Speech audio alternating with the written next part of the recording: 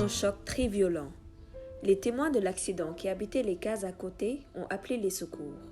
Et tout de suite, un cercle de campagnards se formait et semblait stupéfait. Bien sûr qu'ils étaient scandalisés par la violence de cette collision. Si vous y étiez, je vous aurais dit, âme sensible, s'abstenir. Les piétons et campagnards ne se sont pas approchés de la voiture qui était grandement amochée. La fumée se propageait et l'huile coulait abondamment. Ils ne s'éloignèrent pas pour autant. Heureusement, il y a parmi eux qui ont eu l'intelligence d'appeler les secours pour signaler le grave accident qui venait de se produire. Pendant ce temps, aucun signe de vie, aucun son qui pouvait ressembler à une sirène d'ambulance, à part les mélodies que chantait Dame Nature. Le vent. Soudain, l'un des piétons qui s'avérait être un jeune étudiant en médecine qui était en mission dans un village avoisinant se rapprocha. Il essaya d'ouvrir la portière de la voiture, posa un pied sur le rebord de la portière, puis tira de toutes ses forces le loquet, en serrant ses dents comme s'il avait d'un coup d'atroces douleurs. Il essaya une fois, 2 fois, mais rien.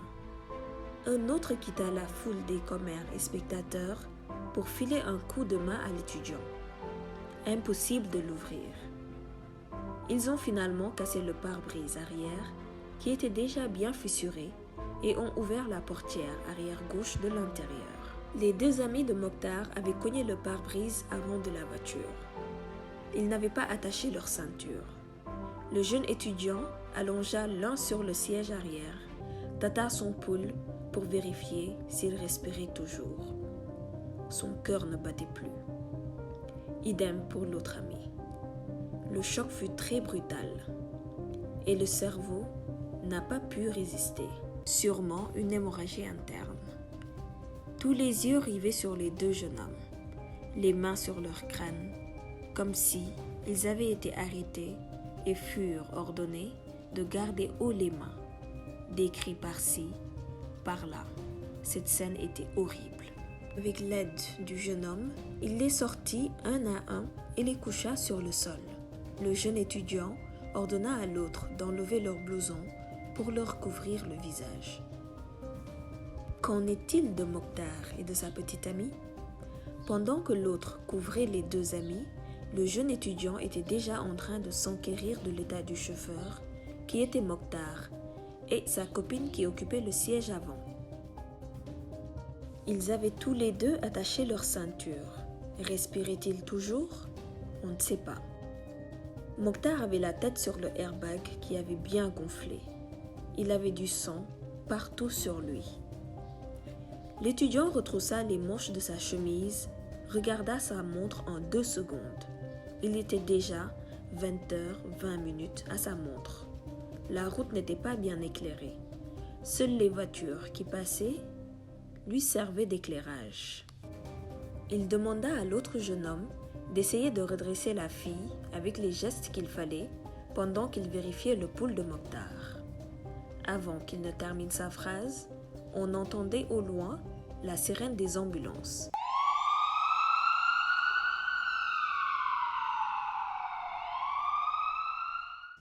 Elle ne devait pas être loin. Le jeune étudiant, d'un geste, se redressa et d'un pas, puis 2, s'éloigna de la voiture comme s'il venait de faire quelque chose d'illégal. Dans les secondes qui suivirent, l'ambulance arriva sur les lieux de l'accident et derrière elle, il y avait les gendarmes. Les ambulanciers descendent, éloignent les spectateurs pendant que les gendarmes faisaient le constat. Le jeune étudiant s'approcha des ambulanciers pour les guider et leur expliquer l'état des victimes et qu'il y avait déjà 2 morts. Sans le laisser continuer, ils lui ordonnèrent de s'éloigner et se dirigèrent vers la voiture où Mokhtar et sa copine étaient toujours. Il fallait les sortir vite avant que la voiture ne prenne feu. 2 ambulanciers se penchèrent pour vérifier à leur tour s'ils étaient réellement morts. C'était malheureusement le cas. Le 3e a constaté que Mokhtar respirait toujours, ainsi que sa copine. À cet même instant, les 2 amis de Mokhtar étaient déjà dans l'une des ambulances, couverts d'un tissu blanc. Du côté des gendarmes, Il fallait faire un constat et recueillir toute autre information utile afin de retracer les circonstances de l'accident, mais l'urgence était, si possible, d'apporter les premiers soins aux deux victimes, qui étaient entre la vie et la mort, ou les conduire directement à l'hôpital. Ils étaient en train de perdre beaucoup de sang. Ils ne perdirent pas plus de temps. Le jeune étudiant voulait lui aussi entrer dans l'ambulance dans laquelle se trouvaient Mokhtar et sa copine. Et le jeune étudiant s'introduisit dans la deuxième ambulance. Il semblait si familier avec les blessés. Il éprouvait beaucoup de compassion pour eux. Il a alors menti en disant qu'il était un ami proche des victimes et qu'il est aussi étudiant en médecine. La seule vérité dans cette phrase, bien sûr. Elles avaient alors quitté le lieu en direction de l'hôpital le plus proche. Mokhtar et sa copine étaient dans un état piteux. Ils ont tenté par tous les moyens d'arrêter le sang. La jambe droite de Mokhtar était visiblement déchiquetée, en plus des blessures au front. Les tessons du pare-brise de la voiture faisaient désormais partie du décor de la robe fleurie que sa copine portait. Ils étaient toujours inconscients, mais respiraient encore. À Dakar, voilà presque 10 ans que Diko vit avec sa tante Rabi et sa cousine Awa. Elles sont en pleine préparation des fêtes de fin d'année. Toutefois, Diko risque de les faire faux bond. Malgré le rush au bureau entre les évaluations et les audits, elle a quand même pris 2 semaines de congé en cette fin d'année puisqu'elle ne s'autorisait jamais des moments de répit. Elle était trop passionnée, cette Diko. Mais bon, la bonne nouvelle, c'est qu'elle va passer les fêtes avec ses parents à Thiès et son fils Souleymane, le chouchou de la famille. Souleymane avait 8 ans. Diko avait prévu de se rendre à Thiès le matin du 24, juste après le déjeuner. Elle avait hâte de retrouver son fils et de passer des bons moments avec la famille. La nuit lui semblait beaucoup plus longue que d'habitude.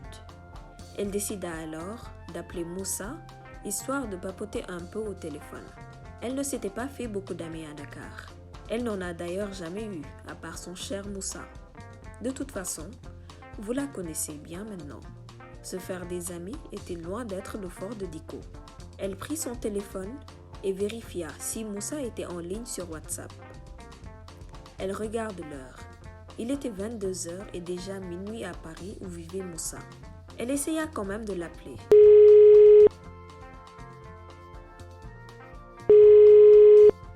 Après 2 sonneries, il décrocha son téléphone et d'un ton nostalgique et taquin à la fois, lui dit « Yeah, what's up, Diko, ma trésor Diko, que se passe-t-il encore? Il est minuit, je te montre que ça. » Et elle lança un pfff, n'importe quoi. « Oui, je sais, il est minuit. Auma droit à Walla?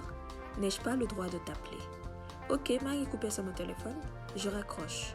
Sauf... » Et Moussa se précipita en lui disant « Mais non, je déconne, folle. » Et ils rirent ensemble. Moussa lui demanda des nouvelles de son fils, Souleymane, et de son papa, Mokhtar. Elle rétorqua « J'ai eu son grand-père ce matin. Il me l'a passé et on a longuement discuté. Il ne raconte que des bêtises. Ce petit. D'ailleurs, je dois me rendre à Thiès demain matin pour passer les fêtes avec lui et la petite famille. Par contre...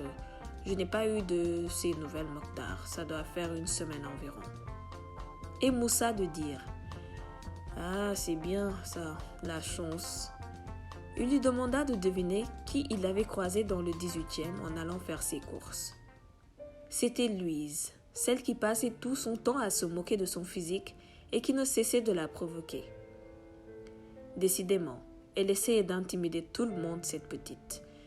Diko avait oublié cette fille, mais tout de suite les souvenirs lui revinrent. Elle ne pensait pas à elle, mais plutôt à tout ce qu'elle lui a fait subir quand elles étaient plus petites. Moussa comprit le silence de Diko et changea automatiquement de sujet et lui dit « Mais sinon, tu as des nouvelles de qui à part moi ?» Diko est sauvage. Et il enchaîne. Mais que devient le garçon très grand là et bizarre qui aimait tout le temps s'asseoir près de toi quand je m'absentais? Tu te souviens? Il voulait toujours faire partie de ton groupe de travail aussi. Je suis sûre qu'il était amoureux de toi. Et poussa un rire moqueur. Comment il s'appelait encore? Et Diko lui dit Tu parles de Malik Antoine? Non, je n'ai plus de ses nouvelles. Vous avez quitté l'établissement la même année. Pourquoi me demandes-tu d'un coup de ses nouvelles?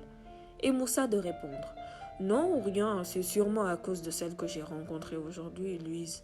Bon d'accord, je t'appelle demain ma chère. Tu m'envoies un message avant de partir à Thiès et n'oublie pas de saluer la famille et Tata Binta de ma part.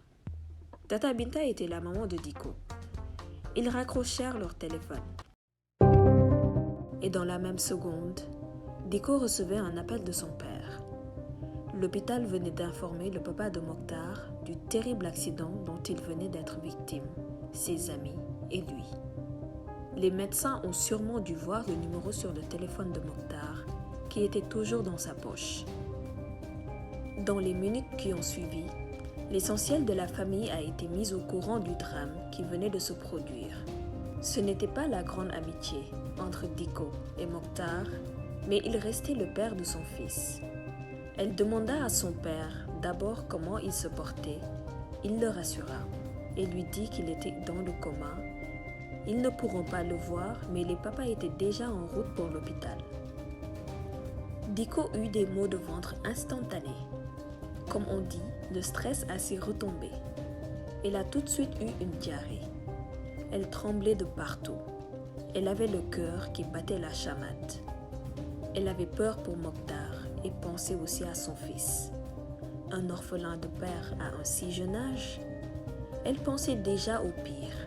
Diko alerta sa tante Rabi et sa cousine et demanda au chauffeur de la maison de la conduire tout de suite à l'hôpital de Sébikotane. Elle ne pouvait plus attendre le lendemain pour se rendre à Thiès. Elles se proposèrent de l'accompagner. À l'hôpital, le jeune étudiant en médecine observait la scène. Mais que faisait-il toujours là? Mokhtar et sa copine étaient tous les deux dans un sommeil profond. Lorsque les médecins lui ont demandé d'appeler un membre de leur famille, il déclara que son téléphone était éteint et qu'il n'a pas les numéros en tête. Et c'est ainsi qu'il suggéra de vérifier dans la poche de Mokhtar. Son téléphone devait sûrement y être. Mais pourquoi faisait-il tout ça encore une fois? Le médecin lui a demandé de rentrer et de revenir le lendemain, ce qu'il accepta. Il n'allait sûrement plus revenir, d'autant plus qu'ils étaient de simples inconnus. Il se demandait lui-même ce qu'il faisait là-bas précisément. Il devait être de garde le lendemain, très tôt, dans le village où il était en mission. Arrivé au portail, il remarqua qu'il avait oublié son téléphone sur le banc de la salle d'attente. Il rebroussa chemin. Le jeune étudiant prit son téléphone et lorsqu'il se retourna, avança de 3 pas, il vit 2 filles et une adulte qui étaient presque en train de courir en se dirigeant vers la salle, comme si elles cherchaient quelqu'un. On pouvait lire l'angoisse sur leur visage. Plus elles se rapprochaient, plus le jeune étudiant reconnaissait la silhouette de l'une des filles. C'était Diko. Oui, il ne se trompait pas. C'était bien elle. Diko s'arrêta brusquement, ramena sa tête en avant, puis écarquilla ses yeux pour bien voir. Elle était subitement devenue myope, mais c'était bel et bien Malik Antoine qui se tenait devant elle. Tu veux être le premier à connaître la suite de l'histoire de Diko? Je t'invite à t'abonner et à activer la cloche de notification. On se retrouve dans les commentaires pour tes impressions, mais surtout, n'oublie pas de liker la vidéo.